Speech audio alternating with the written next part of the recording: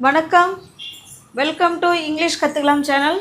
நம்ம சேனலில் இப்போ தான் நீங்கள் ஃபஸ்ட் டைமாக பார்க்குறீங்க அப்படின்னா சேனலை சப்ஸ்கிரைப் பண்ணிக்கோங்க, பெல் பட்டனை ப்ரெஸ் பண்ணி வச்சுக்கோங்க. நம்ம இன்றைக்கி வீடியோ 3, அதாவது பி வேர்ப்ஸு ப்ரெசண்ட்டில் எந்தெந்த சுச்சுவேஷனில் பயன்படுத்தலாம் அப்படிங்கிறத நம்ம இன்றைக்கி வீடியோ 3ஆக பார்க்குறோம். First video, second video upload பண்ணியிருக்கோம், அதை பாருங்கள். இது இன்றைக்கி பி வேர்ப்ஸை பயன்படுத்தி நம்ம இன்னும் எப்படி சென்டென்ஸ் பேசலாம் அப்படிங்கிறத நம்ம இன்றைக்கி பார்க்க போகிறோம். ஒன்றும் இல்லை, பி வேர்ப்ஸுங்கிறது ஒரு சப்ஜெக்டு என்னவாக இருக்காங்க அப்படின்னு பதில் சொல்லுவோம் இல்லைங்களா. அவங்க என்னவா இருக்காங்க? அவங்க டாக்டராக இருக்காங்களா, இல்லை அவங்க ஹவுஸ் ஒய்ஃபாக இருக்காங்களா, இல்லை அவங்க ஒரு இன்ஜினியராக இருக்காங்களா, இந்த மாதிரி சொல்லுவோம் இல்லைங்களா. அதுக்கு தான் ஆமாம் அவங்க டாக்டராக இருக்காங்க, அவங்க இன்ஜினியராக இருக்காங்க. அப்புறம் சப்ஜெக்டு என்னவாக இருக்காங்க அப்படின்னு பதில் சொல்கிறதுக்கு பி வேர்ப்ஸை பயன்படுத்திக்கலாம். செகண்ட் பார்த்தீங்கன்னா, அதே சப்ஜெக்டு எப்படி இருக்காங்க அப்படின்னு சொல்கிறதுக்கும் இந்த பி வேர்ப்ஸை பயன்படுத்தலாம். இப்போ பாருங்கள், என்னுடைய பெற்றோர்கள் பணிவானவர்கள், என்னுடைய பெற்றோர்கள் வந்து ரொம்ப கைண்டாக இருப்பாங்க அப்படின்னு சொல்கிறோம். அவங்க எப்படி இருக்காங்க? கைண்டாக இருக்காங்க. இப்போ சொல்லுங்கள், என்னுடைய பெற்றோரை பற்றி தான் நாங்கள் பேசுகிறோம். அப்போ மை பேரண்ட்ஸ், என்னுடைய பெற்றோர்கள், மை பேரண்ட்ஸ். பேரண்ட்ஸுங்கிறது ப்ளூரல் தானே. அப்போ தே, இப்போ தேக்கு என்ன வரணும்? ஆம் வருமா, இஸ் வருமா, ஆர் வருமா? ஆர். மை பேரண்ட்ஸ் ஆர் பணிவானவர்கள், கைண்ட், ரொம்ப கைண்டாக இருப்பாங்க அப்படின்னு சொல்கிறோம். அப்போ பேரண்ட்ஸ் எப்படி இருப்பாங்க? ரொம்ப பணிவாக இருப்பாங்க. அதுதான் my parents are kind. Next sentence பாருங்கள், நாங்கள் தயாராக இருக்கிறோம். நாங்கள் எப்படி இருக்கிறோம்? நாங்கள் ரெடியாக இருக்கிறோம், நாங்கள் தயாராக இருக்கிறோம். இப்போ நாங்கள், வி சப்ஜெக்டாக வரும்போது என்ன வேர்பு வரணும்? ஆர் வரணும். Very good. We are ready, we are ready. இப்போ நாங்கள் தயாராக இல்லை அப்படின்னு கூட சொல்லலாம். நாங்கள் எப்படி இருக்கிறோம்? நாங்கள் தயாராலாம் இல்லை. அப்போ வி ஆர் கூட நாட்டு சேர்க்குறோம். வி ஆர் நாட் ரெடி, நாங்கள் ரெடியாக இல்லை. அப்போ பாசிட்டிவ் சென்டென்ஸ்லேயும் சொல்லலாம், நெகட்டிவ் சென்டென்ஸ்லேயும் சொல்லலாம். ஓகே, அப்போ ஒரு சப்ஜெக்டு எப்படி இருக்காங்க அப்படின்னு சொல்கிறதுக்கும் இந்த பி வேர்ப்ஸை பயன்படுத்திக்கலாம். பாசிட்டிவ் சென்டென்ஸாகவும் சொல்லலாம், நெகட்டிவ் சென்டென்ஸாகவும் சொல்லிக்கலாம். ஓகே, நெக்ஸ்ட்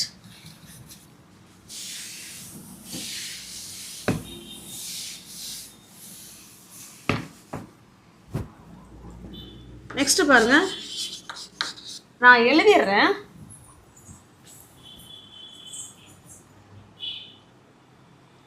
இப்போ நெக்ஸ்ட் சென்டென்ஸ் பாருங்க, அவன் சோர்வாக இருக்கிறான்.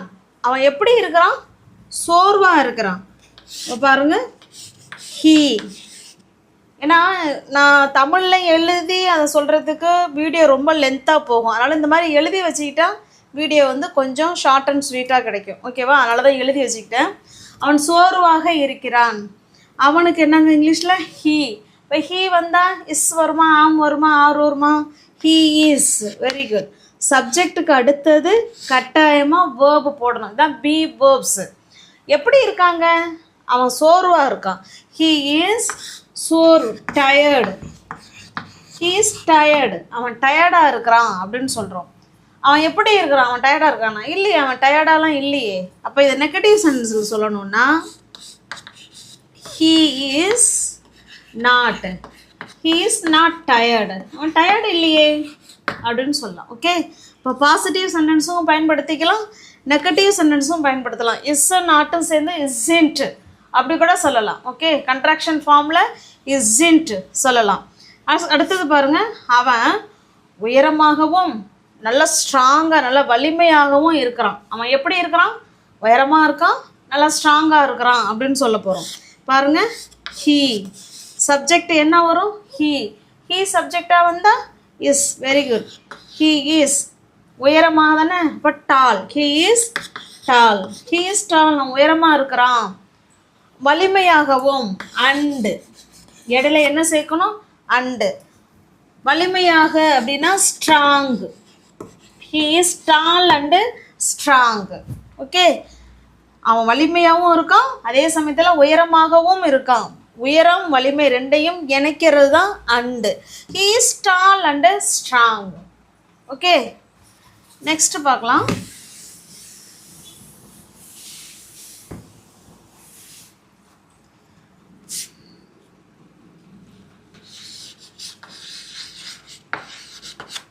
உணவு ரொம்ப டெலிசியஸாக இருக்கிறோம், உணவு ரொம்ப சூப்பராக இருக்குது அப்படின்னு சொல்லுவோம் இல்லைங்களா. இப்போ ஒரு ஃபங்க்ஷனுக்கு போயிருக்கோம், சாப்பாடு எப்படி இருக்குது? சூப்பராக இருக்குங்க. சாப்பாடு எப்படி இருக்குது? சூப்பராக இருக்குது. உணவு சூப்பராக இருக்குது அப்படின்னு சொல்லுவோம் இல்லைங்களா. இதை எப்படி சொல்லலான்னு பாருங்கள். உணவு எப்படி இருக்குது? சூப்பராக இருக்குது. த ஃபுட், இந்த ஃபுட், இந்த ஃபுட்டுங்க வந்து இட்டாக கன்சிடர் பண்ணி இஸ்ஸுங்கிற வேர்பை போடணும். த ஃபுட் இஸ் சூப்பர் அப்படின்னு சொல்லலாம். நான் delicious, the food is delicious. Okay, the food is delicious. Food வந்து நல்லா சூப்பராக இருக்குது அப்படின்னு சொல்கிறது த ஃபுட் இஸ் டெலிசியஸ். அந்த ஃபுட்டு நல்லாவே இல்லைப்பா, சாப்பாடு நல்லாவே இல்லை அப்படின்னு சொல்லணும்னா எப்படி சொல்லலாம்? The food, the food isn't, issue கூட நாட்டை சேர்த்துக்கோங்க. The food isn't delicious. அந்த உணவு நல்லாவே இல்லை அப்படின்னு சொல்கிறோம். ஓகே, இப்போ இந்த மாதிரி ஒரு சப்ஜெக்டு எப்படி இருக்குது அப்படின்னு சொல்கிறதுக்கு இந்த பி வெர்ப்ஸை பயன்படுத்துகிறோம். இப்போ சாம்பார் எப்படி இருக்குது? சாம்பாரும் நல்லா டேஸ்ட்டாக இருக்குது. த சாம்பார், சாம்பார் இஸ், இவங்க தான் சப்ஜெக்ட். சப்ஜெக்ட்டுக்கு பக்கத்தில் கட்டாயமாக இஸ் வரணும். வேர்ப், அதான் be verbs. The sambar is very, ரொம்ப டேஸ்ட்டாக இருக்குது அப்படின்னா வெரி டேஸ்டி, வெரி டேஸ்டி, நல்லா சூப்பராக இருக்குது அப்படின்னு சொல்கிறோம். ஓகே, நான் வெரி டேஸ்ட், நல்லா இருக்குது அப்படின்னு சொல்கிறோம். அப்போ ஒரு சப்ஜெக்டு எப்படி இருக்குது, என்னவாக இருக்குது அப்படிங்கிறத பார்த்துட்டோம். அடுத்த வீடியோவில் எங்கே இருக்காங்க அப்படிங்கிறத பார்க்கலாம். ஓகே,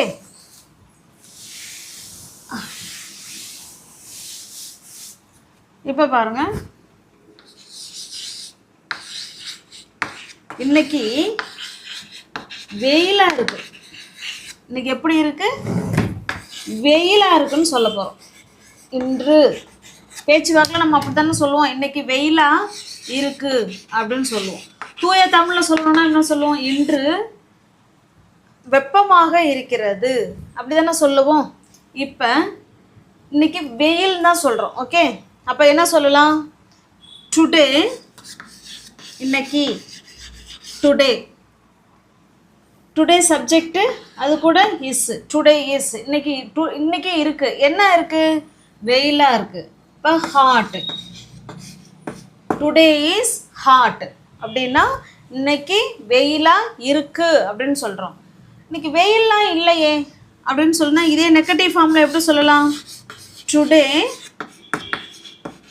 இஸ்ன்ட் ஹாட், அவ்வளோதான். இந்த இஸ்ஸு கூட நாட் ஆட் பண்ணிக்கிட்டால் அது நெகட்டிவ் சென்டென்ஸ் ஆகிடும். இது வெயிலாக இருக்கிறது அப்படின்னு சொல்கிறோம். இது பார்த்தீங்கன்னா இன்றைக்கி வெயில்லாம் ஒன்றும் இல்லையே அப்படின்னு சொல்கிறோம்.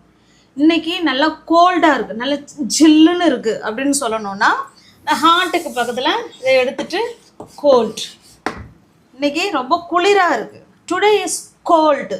Okay, cold, today is cold. இதே வந்து நீ குளிர்லாம் இல்லையே, today is in cold. Okay, அப்போ ஒரு சப்ஜெக்டு எப்படி இருக்குது அப்படின்னு சொல்கிறதுக்கு இந்த பி வெர்ப்ஸை பயன்படுத்திக்கலாம். இப்போ பாருங்கள், லைட்டெலாம் ஆனில் இருக்குது, லைட்டெலாம் ஆனில் இருக்குன்னு சொல்ல போகிறோம். எப்படி சொல்லலாம்? த லைட், ஒரு லைட் அப்படின்னா இது இட்டாக கன்சிடர் பண்ணிக்கிட்டு இஸ் போடணும். The light is on. Okay, light எப்படி இருக்குது? லைட்டு ஆனில் இருக்குது. The light is on. இது ஏன் நிறைய லைட்ஸ் ஆனில் இருக்குது அப்படின்னு சொல்லணும்னா த லைட்ஸ், இதை வந்து தேயாக கன்சிடர் பண்ணணும். அப்போ ப்ளூரல் நிறையா இருக்குது இல்லைங்களா, அப்போ ஆர் வரும். The lights R on.